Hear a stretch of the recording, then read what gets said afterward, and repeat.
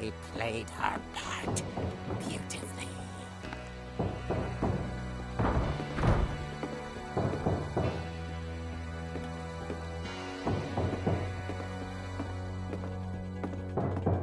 She thought about abandoning Walter, but just couldn't do it.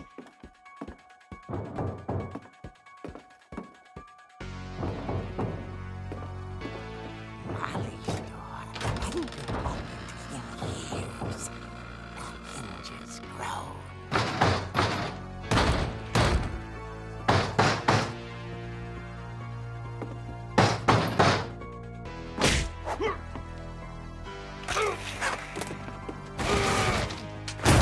He wasn't moving, but she sensed the story might not be over yet.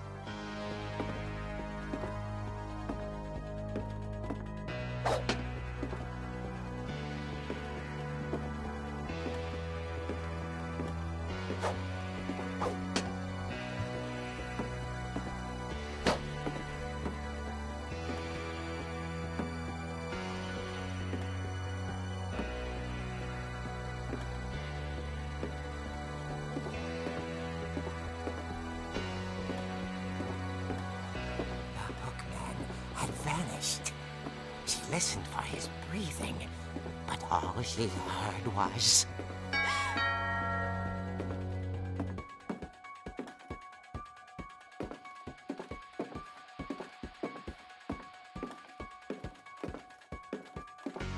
Someone at the door was dying to speak to young Barbara. At the door, she heard whispering. Was coming from inside the house.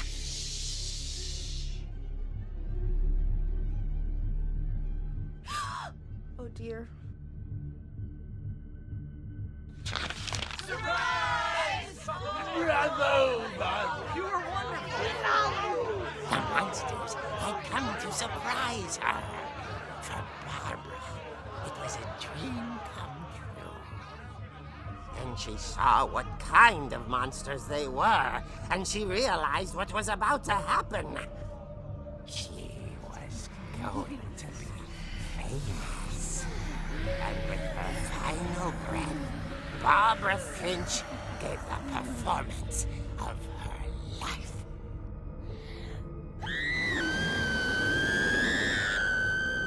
I wasn't there myself, but I hear Barbara was magnificent. Poor girl. She had a taste for stardom. But unfortunately, so did her fans. Of course, the police blamed it all on poor Rick, who disappeared the same night. And little Walter, hiding under his bed the whole time. He took it all pretty hard, but that's another story. As for Barbara, tucked inside the music box is all they ever found of her. Her ear. Now that's what I call a real eerie tale.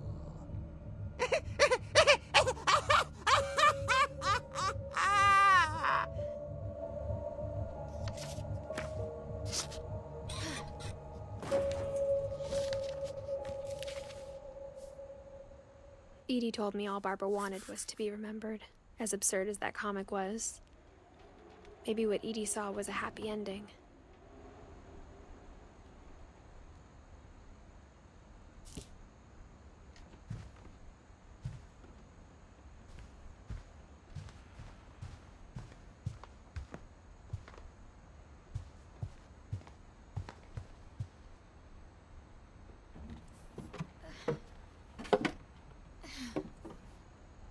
I guess now I know why Mom didn't like me playing with the music box.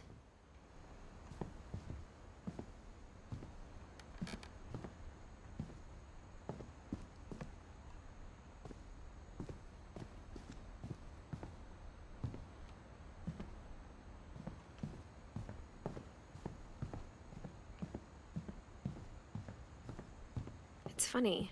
All those times I played with the music box and never found the basement key.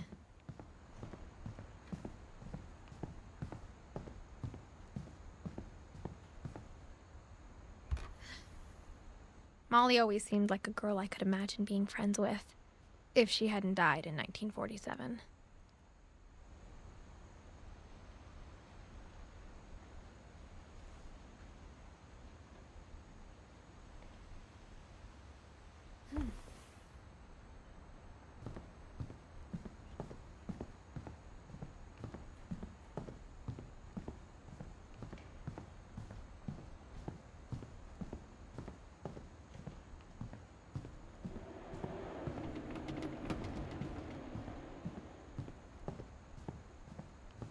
I wonder if that comic was right about there being a key inside the music box near the basement.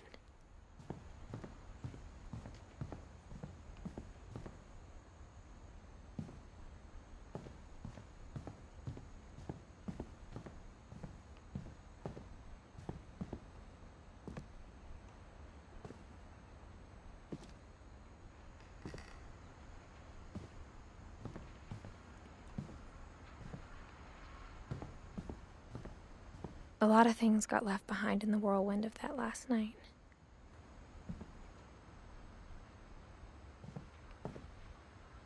My mom wasn't much of an optimist, but she never stopped believing that my brother Milton was alive.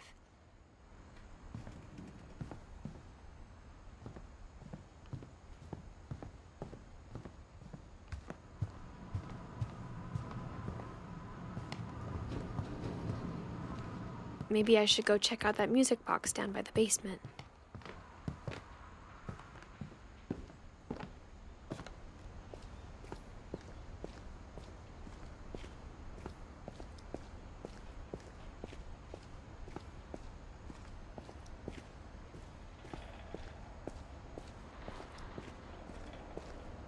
If I keep winding the music box, maybe a key will pop out like it did in the comic book.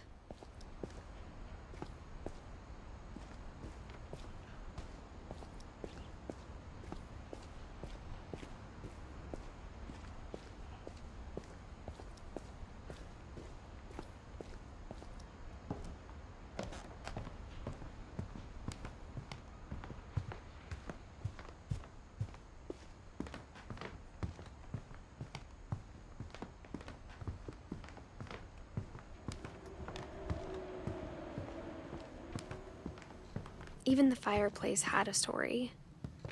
Edie told me the bricks came from the original house, after it sank.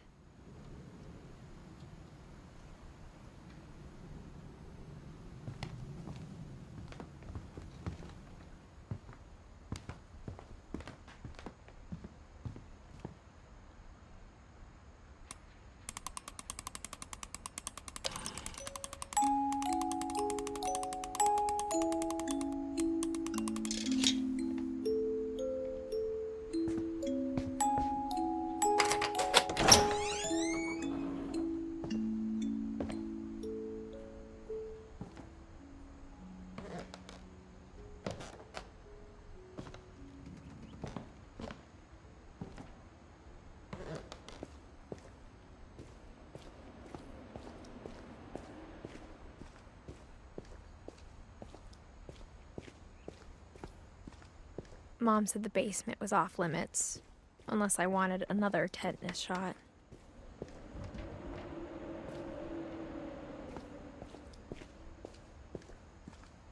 I saw Edie sneak down to the basement once, carrying packages. I thought maybe she was hiding presents. It turned out she was hiding a lot more than that.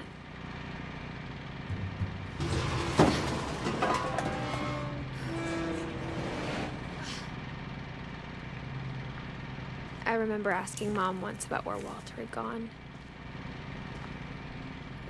She said after Barbara died, he got as far away as he could. If there's a pattern in all these stories, I think it's that none of us has gotten very far.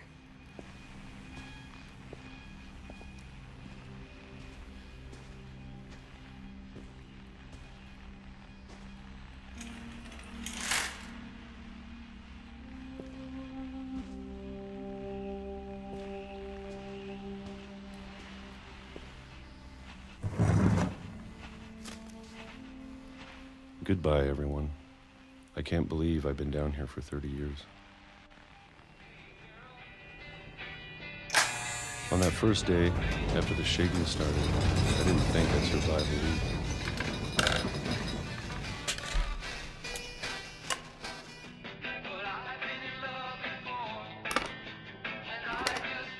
But after a few days, I settled into a routine.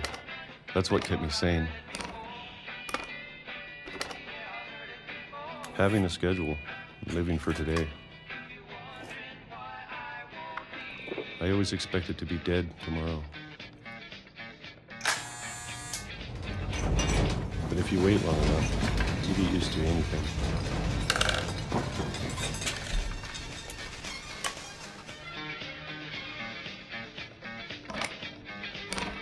Even a monster on the other side of the door starts to feel normal. Almost friendly.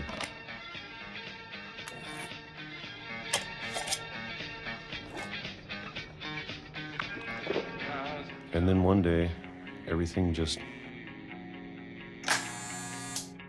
stopped. Whatever that thing was, it was gone. Maybe it got tired of waiting. Or maybe I just got tired of being afraid.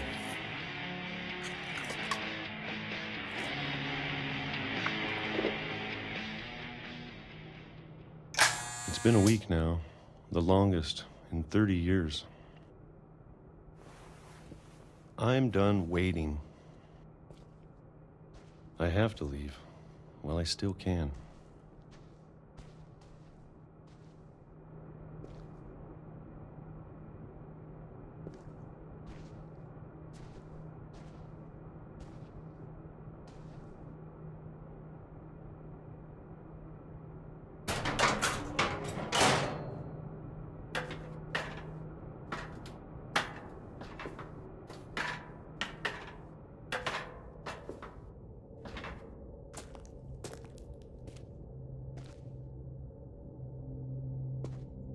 I know it's out there, somewhere. Whatever killed Barbara and Molly and Calvin.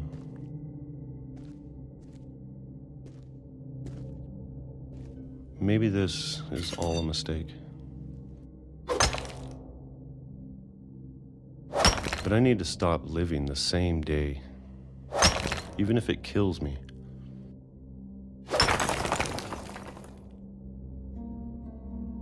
Whatever's out there, I want you to know I'm ready for it. I'm going to appreciate all of it, especially the food. I don't mind if I only have a year left. Or a month. Or a single week. I'd be happy with one more day. I can already imagine the sun on my face.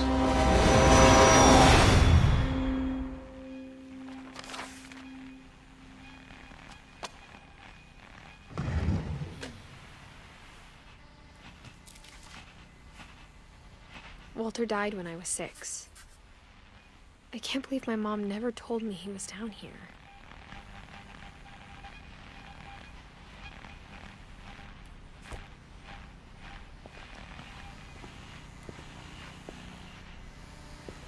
I'm sure my mom was trying to protect me.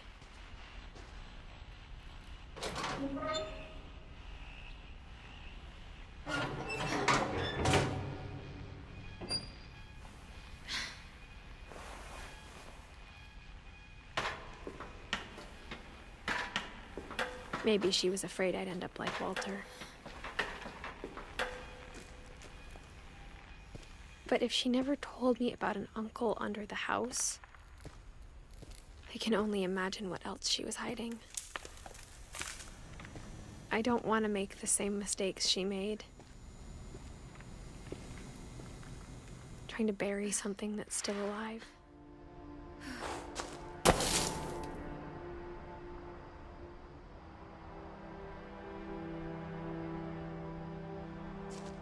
Now that there's only one of us left, or maybe 2, I thought it was time I heard the stories for myself and found out what happened to everyone else. But now I'm worried the stories themselves might be the problem. Maybe we believed so much in a family curse, we made it real.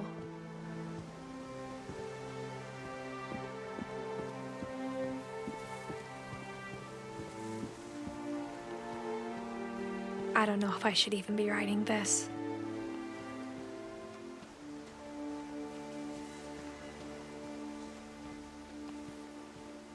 Maybe it'd be better if all this just died with me.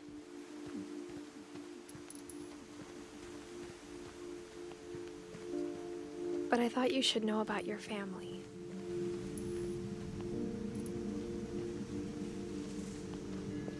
And the history you're a part of.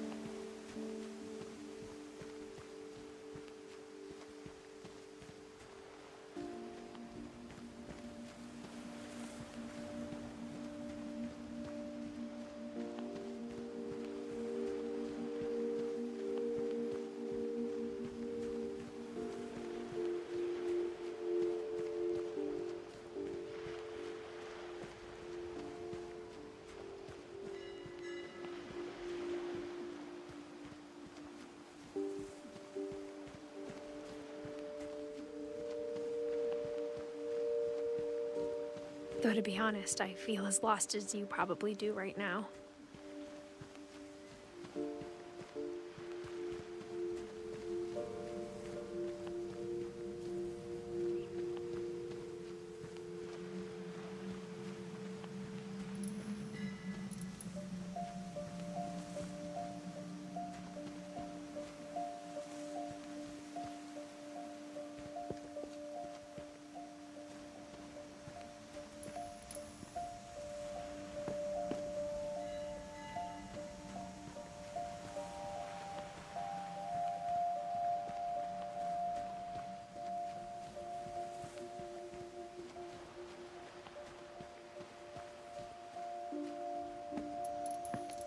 I think the people in these stories believed them, for what that's worth.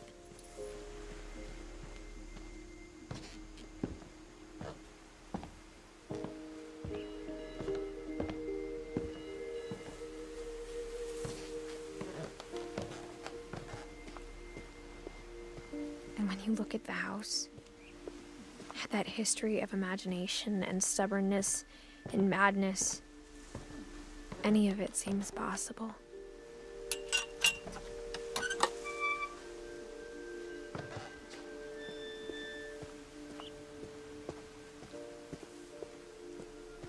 I think we've been surrounded by death for so long, we've just gotten used to it.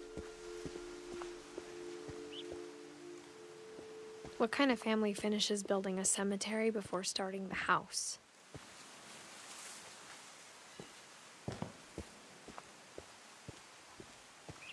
It's embarrassing for me to admit this, but the pet cemetery made me more uncomfortable than the human one. 3 of the gerbils were mine, and 2 had been my fault.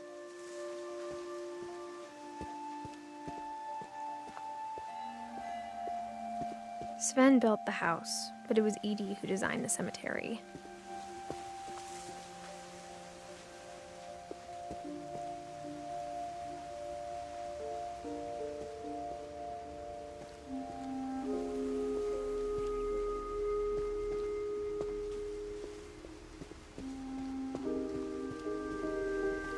I'm sure Odin's monument had been Edie's idea. My mom was always trying to move on, but for Edie, the past never went away.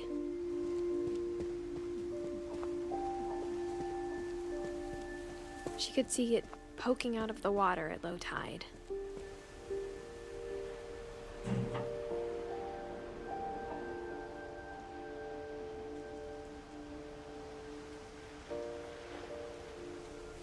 Edie said she dreamed about the old house every night.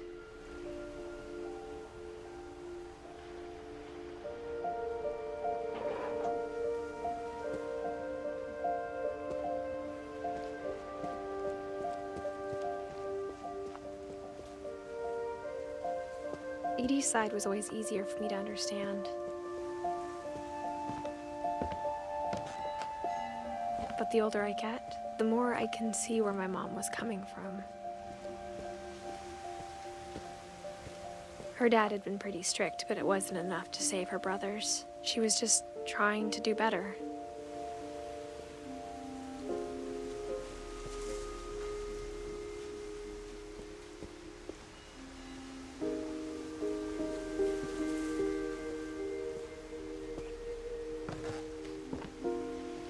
She lost 2 of her brothers, just like I did.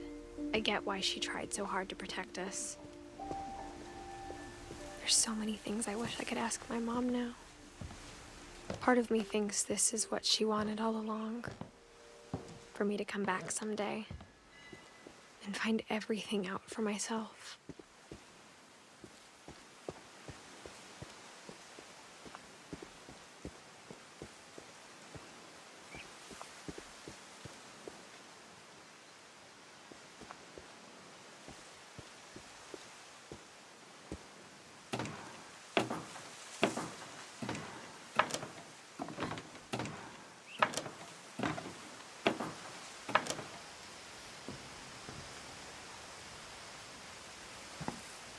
But looking back on it now,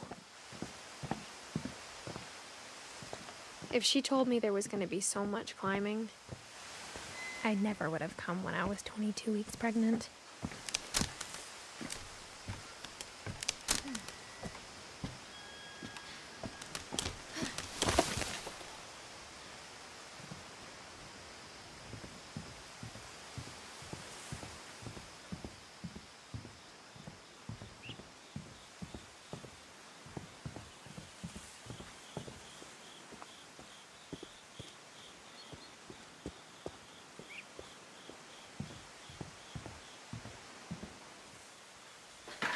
I never met Grandpa Sam, but I think he and my mom had a lot in common.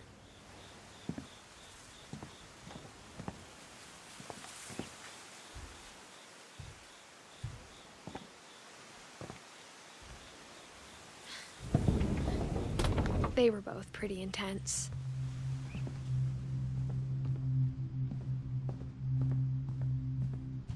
Sam spent his life shooting photos, but Mom said he got nervous being in front of the camera. I guess we're all afraid of something.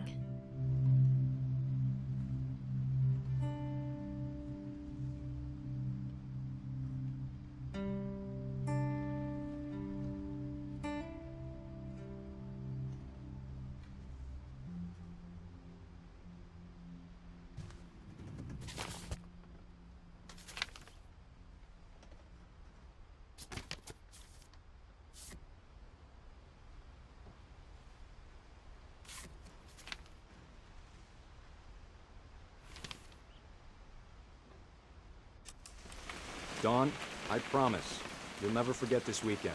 Yes, sir. These memories are gonna last a lifetime.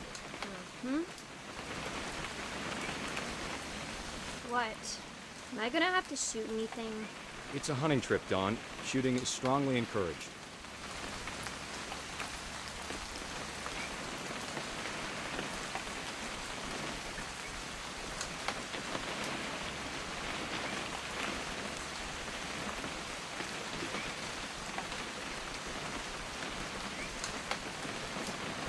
It's too early, Dad. Okay. Perfect. It's gonna rain the whole weekend, isn't it? I will never forget this weekend, Dad. That's the spirit.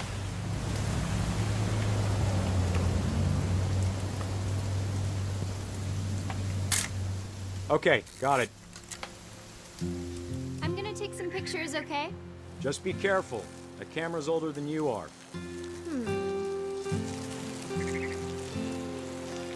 Hey! That's a keeper. Definitely should not have drunk all that coffee. I'm just saying, I'm not always gonna be here, Don. You'll need to remember this stuff, if you want to survive. I'll be fine, Dad. You know who else thought he was gonna be fine? Some guy who died. Don, I'm being serious. I know, Dad. You're always serious. Doesn't being out here make you want to chill out? Well, to tell you the truth, I haven't been out here in 20 years.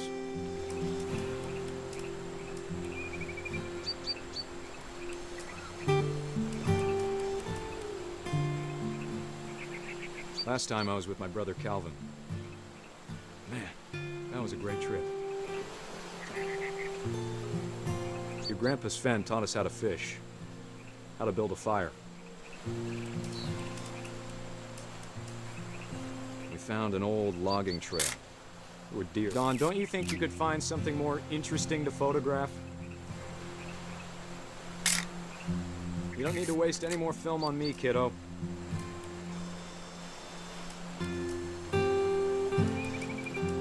I bet if I could remember where that trail was, we'd spot a buck for you in no time. Give me a minute to check the map.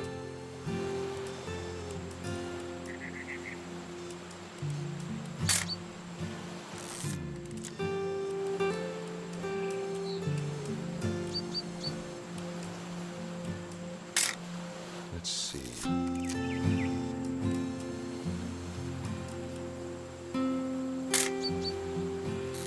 Maybe.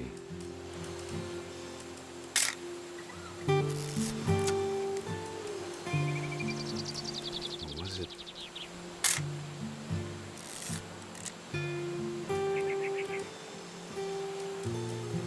Could have been. Dad! Good eyes, Don.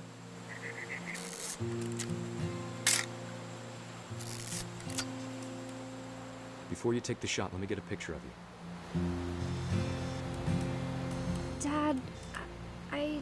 Just breathe. Let me get behind you. Do I have to do this? Don, you don't have to do anything. But if you want to survive, you'll need to be strong. Great shot, Don!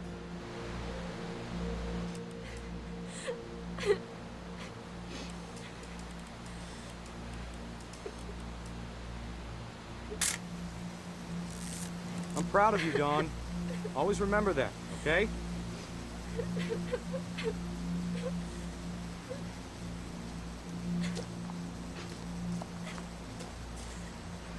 Sorry, Don. Just gotta reset the timer.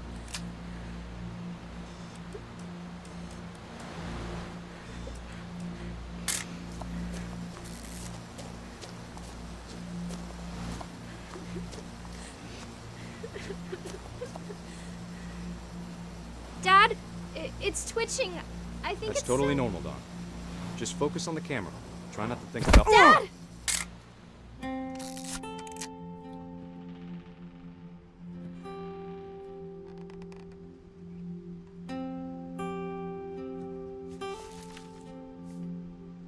Of all these stories, that's the one I wish most that my mom had told me.